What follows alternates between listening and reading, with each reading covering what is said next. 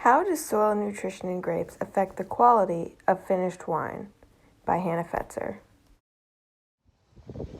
Hi there, I'm Hannah Fetzer, and today I'm going to be presenting on how what's in the soil can go up through the trunk and affect the finished fruit on wine grapes. So what are wine aroma compounds? It's exactly what it sounds like. Aroma is what influences your sense of smell, and because your sense of smell and taste are tied together, it also influences how the wine tastes. They really can change depending on how the grapes are grown, what type of grapes they are. It also can be affected by the yeast used to ferment the grapes, but the majority of it comes from the grapes themselves. And this is why you'll often see sommeliers smell their wine before they taste it so they can get the full impact of the aroma compounds, both in the smell and in the taste. Now, for what the aroma compounds are and kind of what tastes and smells they give off, we're going to cover that now. So have you ever heard people drinking wine and saying it tastes fruity or rocky even? There's a lot of different terms you can use, and those all come from these aroma compounds. The esters produce kind of a fruit and flower flavor, so some people might say like apple or raspberry. The pyrazines produce kind of an herbaceous flavor. Like a bell pepper flavor can come from like Cabernets, sometimes a grassy flavor in like a Sauvignon Blanc, a white. The terpenes produce sort of a rose and lavender flavor, and they smell sweet and floral. The thiols will produce kind of a bittersweet fruit flavor, more of like a grapefruit or a blackcurrant. Now for earthy flavors, you're going to look at the sulfur compounds. Some people even say it tastes like rocky or like chalk or metallic. It's a really kind of on-the-nose flavor. For volatile acidity, now that's not quite an aroma compound itself, but the acidity does have a lot to do with your perception of the taste. It'll kind of add like a vinegary sort of taste, like a balsamic or a pickle taste.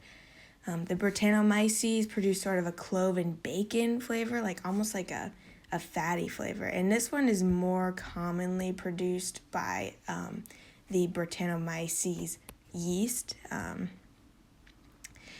There's jasmine, which produces an earthy, mushroomy flavor, just like what you'd think of when you eat a mushroom, kind of like a soil flavor. For spicy flavors, you're going to look at Rotundo. It produces a real peppery peppercorn flavor. Then for lactones, you're going to get some like vanilla coconut flavors, kind of like a lactone, like milky flavors. Thiols will also produce a smoky chocolatey flavor, especially if there's higher doses of thiol in the wine. Now, the last one is most interesting. I'm sure a lot of you are familiar with the term botrytis, but as a fungus. But there's a really interesting way to grow grapes, and you allow them to be infected by botrytis. They call it noble rot.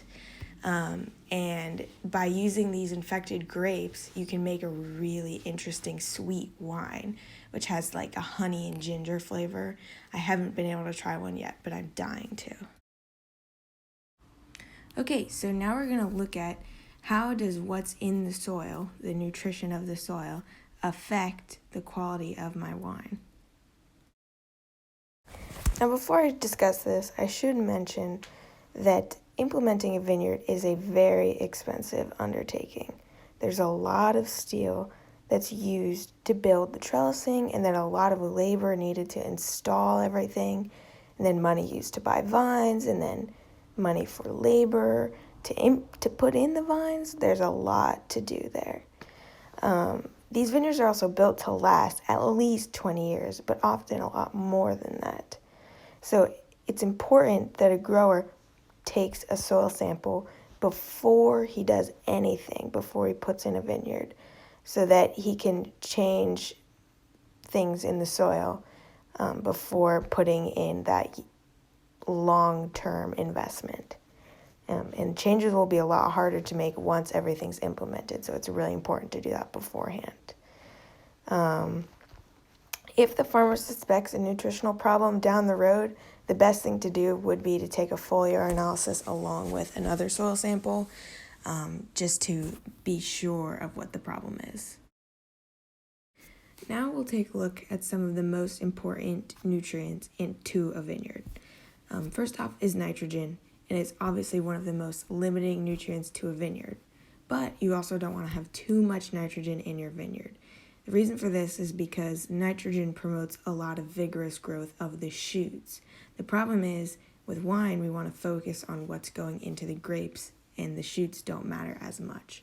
So you want to monitor your N fertilization, and you want to use nitrogen-fixing cover crops, and then tilling those in at the end of the season to make sure that you have an adequate amount of nitrogen in your vineyard, but not too much.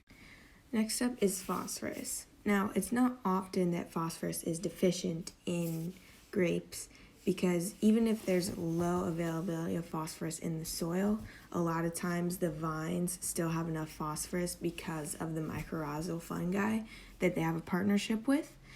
However, it should be known that inadequate phosphorus levels in the soil can have really harsh effects on the grapes, especially the final grapes that you harvest, because phosphorus is so important for flower and fruit formation.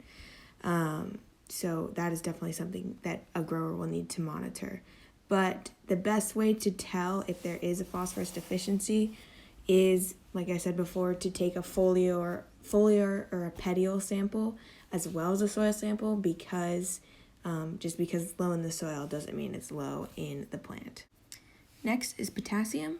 Potassium is a very important nutrient to grape, and actually deficient levels of it can cause something called potassium burn, which is essentially when the margins of the leaf it looks like they're burning. They're just turning necrotic due to lack of K, or potassium.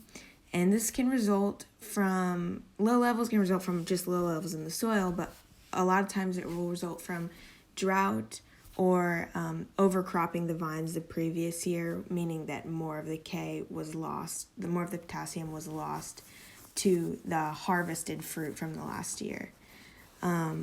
It's really important to monitor, though, because once again, you don't want to over-apply potassium, as it will result in vigorous and shaded canopies, which reduce the amount of sun on the berries and reduce the airflow within the canopy.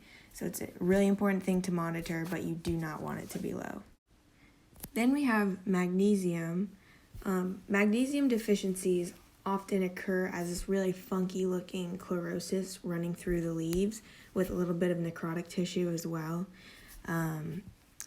Magnesium deficiencies are hard to spot, and they're hard to differentiate between viral symptoms and other problems that occur within a vineyard. So it's really important that if you think you have a magnesium deficiency, once again, to do a leaf and petiole sample.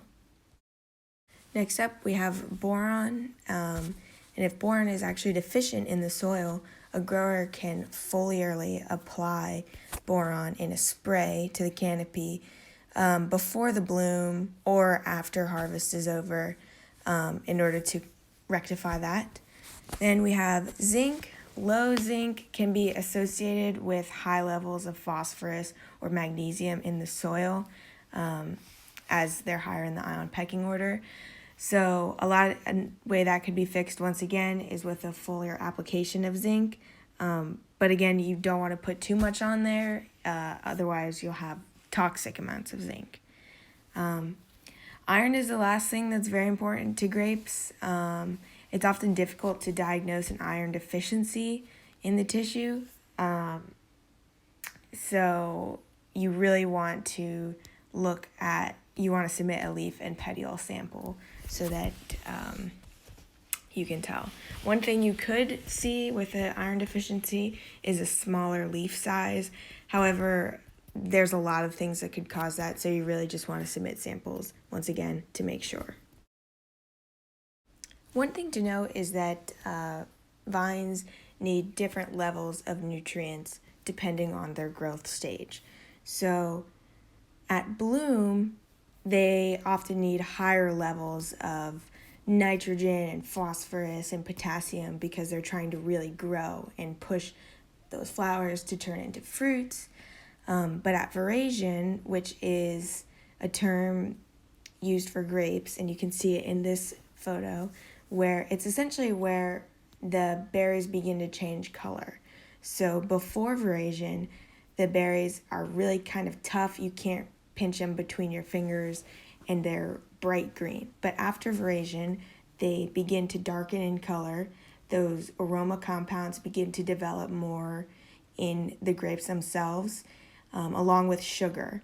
The real thing with veraison is the sugar accumulation, which is important to the winemaking. And as they sugar up, they begin to be less tough, and you can pinch them between your fingers.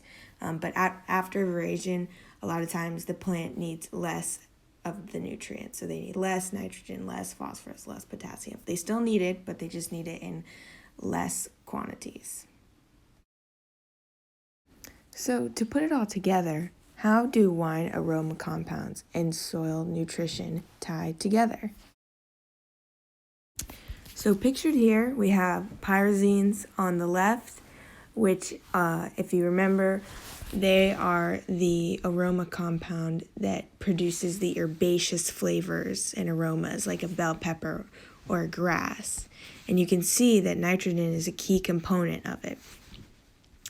On the right, we have pictured thiols.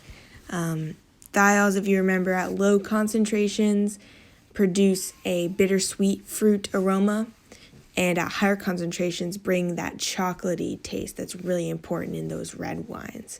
And you can see that sulfur is a key component to the thiols.